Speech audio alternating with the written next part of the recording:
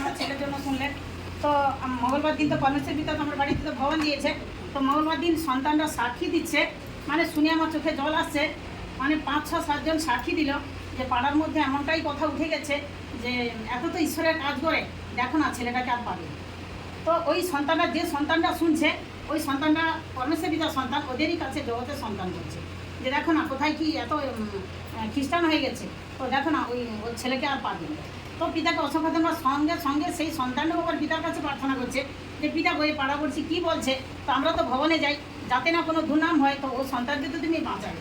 তো আমার ছেলের এমনই অবস্থা হয়ে গেল, মানে যখন মেদিনীপুর থেকে বাড়ি আনে পুরো সর্বশরীর ফুলে গেল, পেট থেকে দুটো পা একটা হয়ে গেছে, দুটো হাত একটা হয়ে গেছে, আর সর্বশরীর ফুলে গেছে, আহার পুরো ছেড়ে গেছে। মানে মেদিনীপুর থেকে ডাক্তার বলে দিচ্ছে এরা কোনো ওষুধ না, একে বের করে নিয়ে যাও।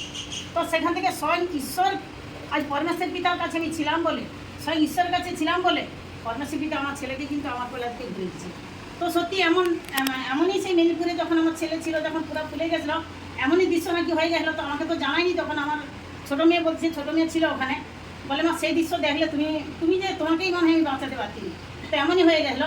তো পিতাকে অসংখ্য ধন্যবাদ হোক। তো তখন মানে ঘরে তো খাওয়া দাওয়ার আহার ছেড়ে গেছে, তো আমি বারবার ফোন করতেছি যে একটু দে না আমার ছেলেকে, আমি একটু কথা বলবো। তো একবারও তো ছেলেকে ফোন দেয়নি, কারণ ছেলে তো তখন জ্ঞানই নাই, মানে সেলাই টেলাই সব ছিঁড়াছিঁড়ি করে দিয়েছেন, বারে বারে কি নিচে নামে ফেলে গেছে। তো ডাক্তার থেকে স্যালাইনও দিতে পারিনি, এরকমই অবস্থা হয়ে গেল। তো তখন আমি জোলাদাকে একবার ফোন করছি, আমি দাদা ভাই আমি প্রচুর চিন্তার মধ্যে পড়ছি, কেন আমার প্রচুর কষ্ট হচ্ছে, আমি প্রার্থনাও করতে পারছি না, আর ছেলের জন্য প্রচুর চিন্তা। তো সত্যি পিতাকে অসংখ্য ধন্যবাদ, ওনার দ্বারাও পিতা আমাকে এমন সুন্দর চেতনা দিল যে ছেলে কি তোমার, ছেলে তো তোমার নয়, ছেলে তো ঈশ্বরের। তো তুমি ঈশ্বরের সন্তান, ঈশ্বরের হাতেই ছেড়ে দাও। তুমি চিন্তা করে যদি এখন তুমি নিজেই মরে যাও, তো তুমি কি ছেলেকে পাবে, ছেলেকে বাঁচাতে পারবে? তো সত্যি সেখান থেকেও পিতা এমনটাই চেতনা দিল, তখন থেকে আমার চিন্তাটা সত্যি অনেক দূর হলো। সত্যি তো ছেলে তো আমার নয়, ছেলে তো ঈশ্বরের। আর আমি যদি চিন্তা করি এখন আমি মরেও যাই, তো আমি আমার ছেলেকে আমি বাঁচাতে পারবো না। তো সত্যি পিতাকে অসংখ্য ধন্যবাদ। আর স্বয়ং ঈশ্বরকে তোমাদেরকে বলছে, যারা ঈশ্বরকে চিনছ, তো রঞ্জিত দাদা ভাই দ্বারা খুব সুন্দর চেতনা দিয়ে গেল, কেউ কোনোদিন তোমরা ঈশ্বরের হাত ছাড়োনি।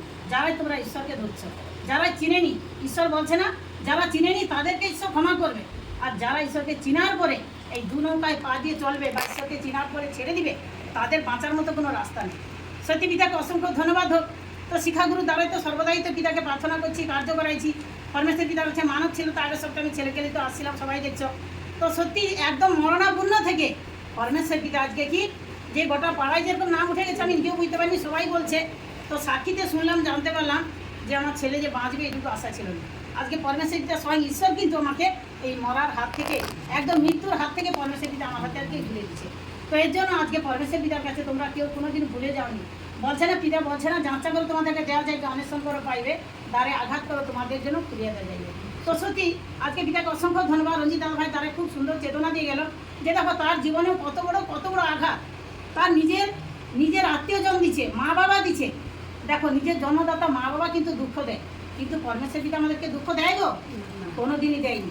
আমরা কিন্তু অনেক পাপ করেছি, ঈশ্বরের কাছে অনেক পাপ করেছি, কিন্তু পাপী সন্তানদেরকে পরমেশ্বর পিতা আগেই কিন্তু তুলে দিয়েছে। তো দেখো আজকে আমরা এখানে যারা আসছি, কেউ প্রচুর বড় লোক অবস্থাবান টাকা পয়সা আছে এরকম আমরা কেউ আসিনি। আমরা খুব, কারণ কি আমরা খুব মানে মধ্যবর্তীরাই আসছি।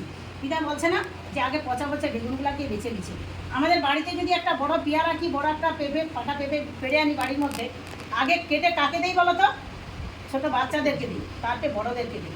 তো পরমেশ্বর পিতা আজকে কি আমাদেরকে খুব ছোট্ট চুনা, পরমেশ্বর পিতাই আমাদেরকে কি আজকে চুনা করলো কি একদম কি আমরা কি পোকা বেগুনের মতো হয়ে গেছিলাম, আমাদের পিঠ ঠেকে গেছিলো দেয়ালে। তো সেখান থেকে পরমেশ্বর পিতা আজকে আমাকে কি তুলে আনলো। তো সত্যি পিতাকে অসংখ্য ধন্যবাদ।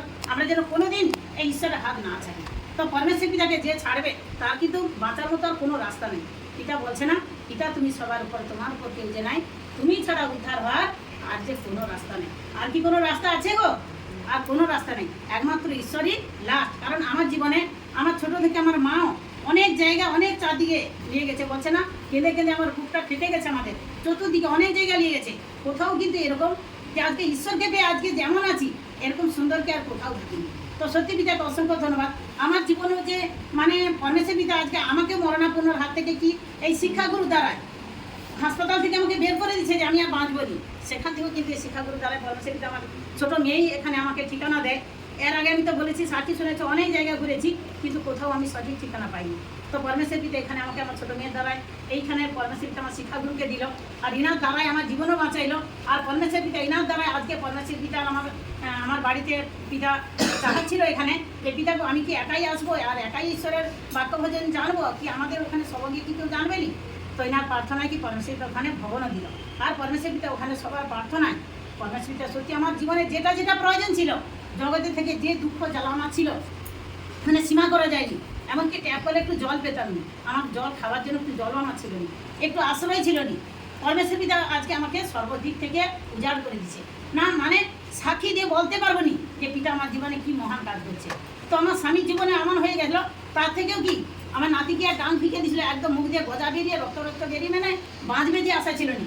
তখনও কি এখান থেকে দাদা ভাই দুপাশ দিয়ে কানে মোবাইল ধরা আছে, এমনভাবে বাক্য ভজন করতে করতে কি আমার স্বামীর কি 1 ঘন্টা পরে কি জীবন আসলো।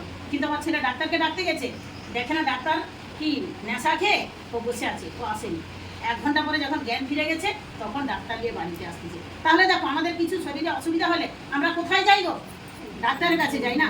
আগে ডাক্তারের কাছে যাই যে ডাক্তার আমাদেরকে বাঁচাবে, কিন্তু ডাক্তার কি বাঁচালো?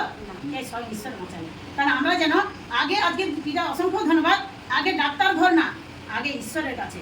আর কি সর্বদাই যেন আমরা পরমেশ্বর পিতার কাছে যখন আমরা প্রার্থনা করবো, পিতাকে দৃঢ়পূর্বক, কি সরষাদার মতো বলো না, ছোট সরষাদার মতো বিশ্বাসপূর্বক আমরা যেন ঈশ্বরকে জানতে পারি, যেন পরমেশ্বর পিতা আমাকে সেভাবেই যেন সুন্দরভাবে দেয়।